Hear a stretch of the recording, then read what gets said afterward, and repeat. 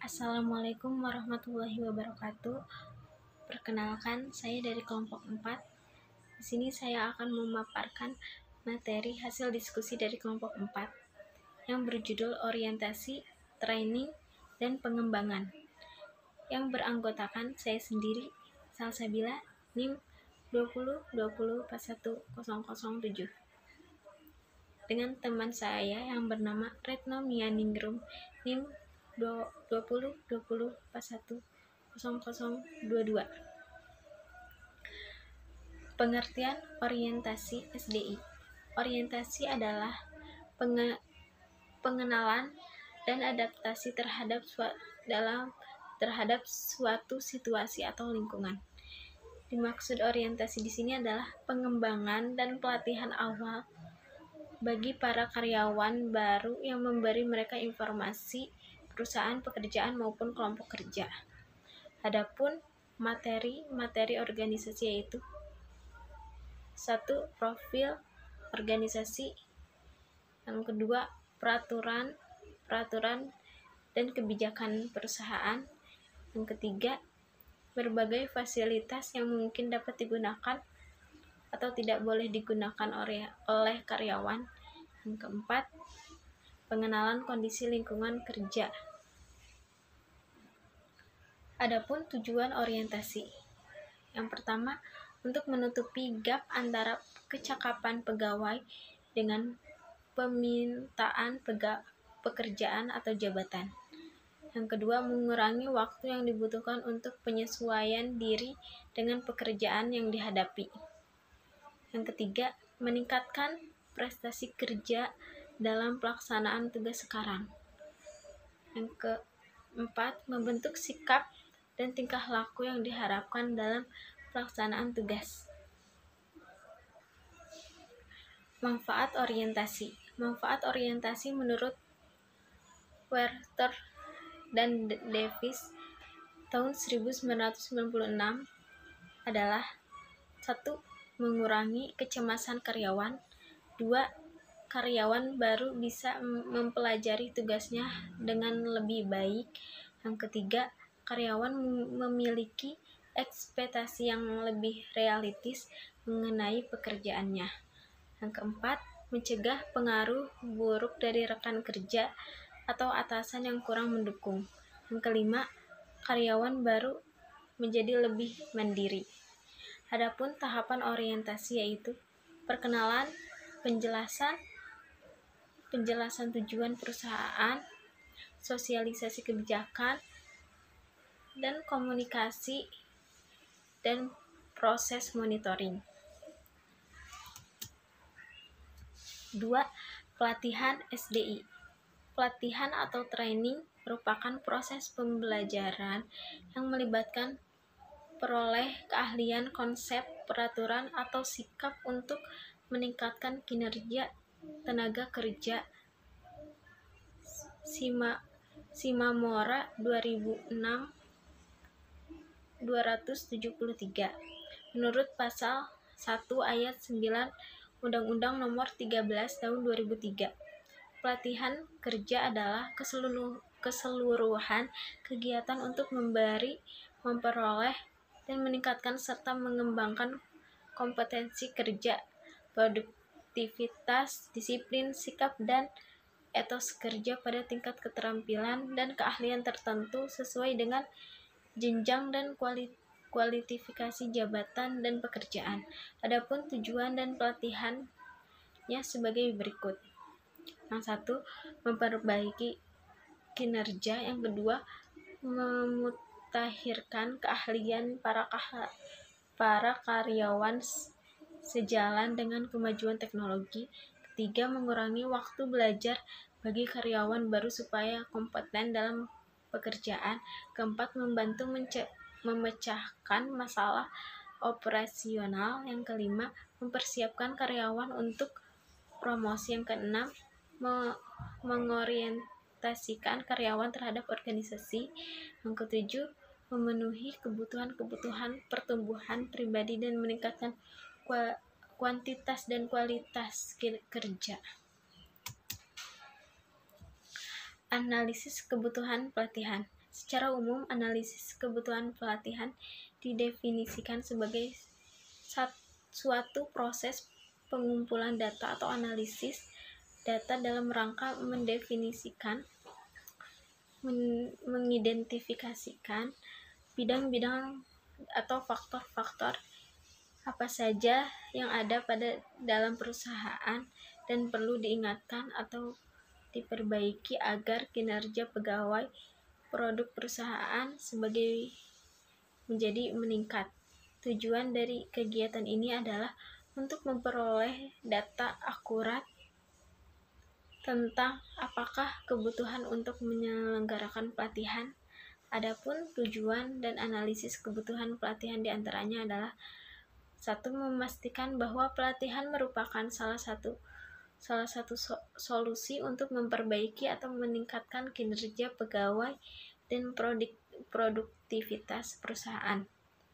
Yang kedua, memastikan bahwa peserta pelatihan yang mengikuti pelatihan benar-benar orang yang tepat. Yang ketiga, memastikan bahwa pengetahuan keterampilan yang diajarkan selama pelatihan benar-benar sesuai dengan elemen-elemen kerja yang dituntut dalam suatu jabatan tertentu. Yang keempat, mengidentifikasi bahwa jenis pelatihan dan metode yang dipilih sesuai dengan tema atau materi pelatihan.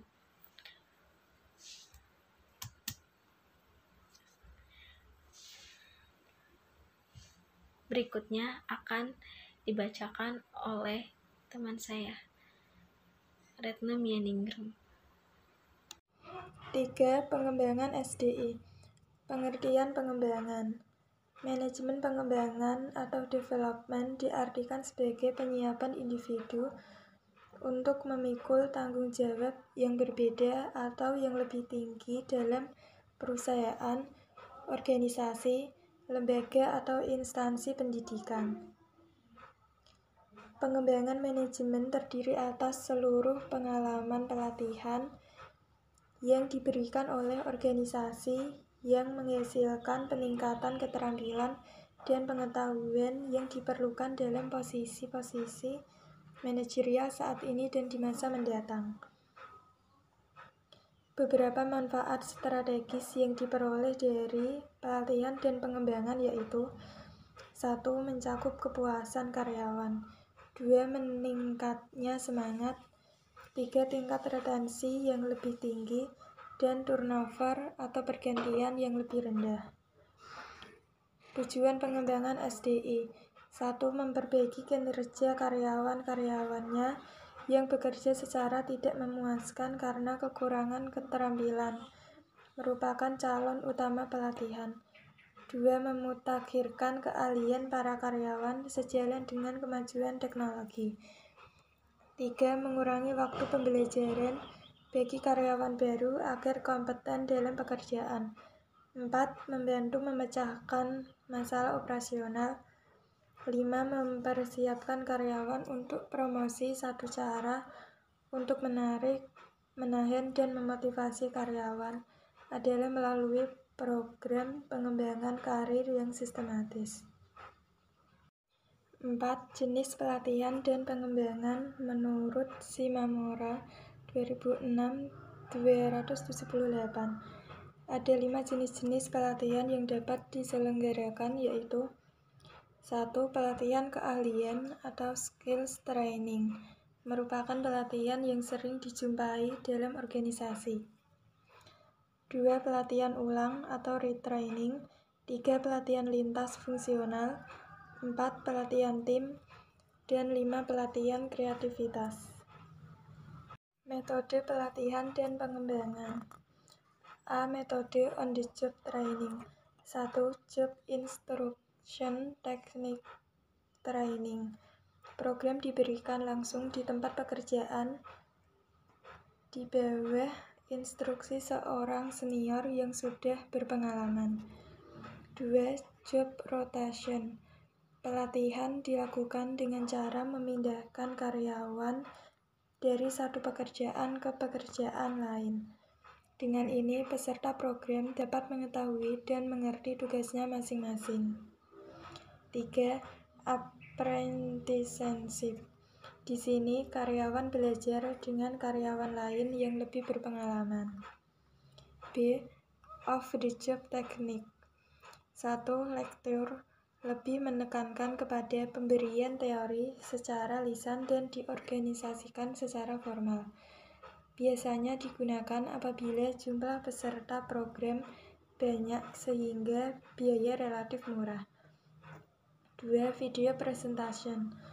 Metode ini menggunakan televisi, slide, film, dan sebagainya. 3. Vestibule training dan simulation. 5. Manfaat dan kelemahan pelatihan dan pengembangan SDI. A. Manfaat. Pelatihan mempunyai andil besar dalam menentukan efektivitas dan efisiensi organisasi. Beberapa manfaat dari program pelatihan dan pengembangan adalah 1. Meningkatkan kuantitas dan kualitas produktivitas. 2. Mengurangi waktu belajar yang diperlukan karyawan untuk mencapai standar kinerja yang dapat diterima. 3. Membentuk sikap, loyalitas, dan kerjasama yang lebih menguntungkan. 4. Memenuhi kebutuhan perencanaan sumber daya manusia. B. Kelemahan. 1.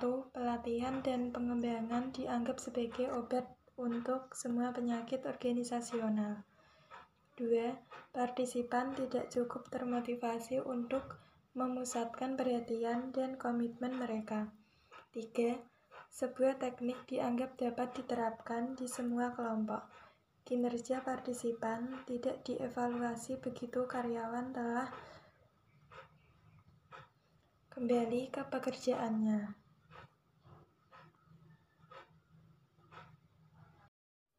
6. Gejala pemicu pelatihan dan tantangan pengembangan. 1. Faktor pemicu munculnya kebutuhan pelatihan dan pengembangan.